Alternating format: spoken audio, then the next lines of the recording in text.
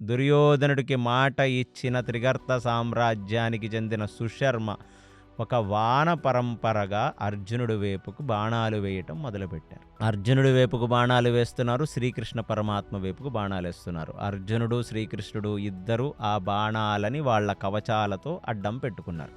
ఇది చూసిన భీష్ముడికి ఒక డౌట్ వచ్చింది. ఏమిటిది?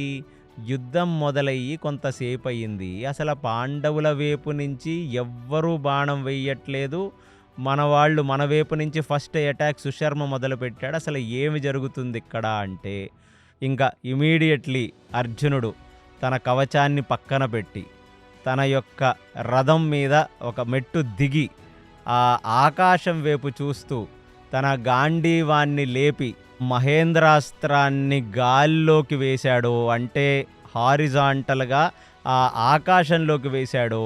పిడుగుబడితే ఆ మెరుపు తీగ వస్తుందో అలా ఒక్కసారిగా ఒక పెద్ద పిడుగు ఆకాశంలోంచి పడ్డట్టుగా ఆ మెరుపు తీగ ఆ అర్జునుడి ధనస్సుకి తగిలి అక్కడ నుంచి ఆ ధనస్సులోంచి కొన్ని వేల బాణాలు ఒక గాల్లోకి వెళ్ళిపోయాయి.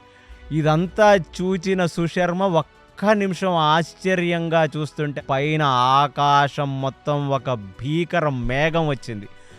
ఇక మేఘం ఆకాశాన్ని తాకి ఆ మండల వ్యూహం పైన మొత్తం ఒక్క నిమిషం సూర్యుడు ఒక నిమిషం అస్తమించాడా అన్నట్టుగా సూర్యుడు కూడా ఒక మబ్బు అడ్డం వస్తే ఎలా అయితే ఒక చిన్న చీకటిగా తయారవుతుందో అలా తయారవుతే పైన ఉన్న మేఘాల్లోంచి కొన్ని లక్షల బాణాలు ఈ కౌరవుల వైపు టక పడిపోతున్నాయి.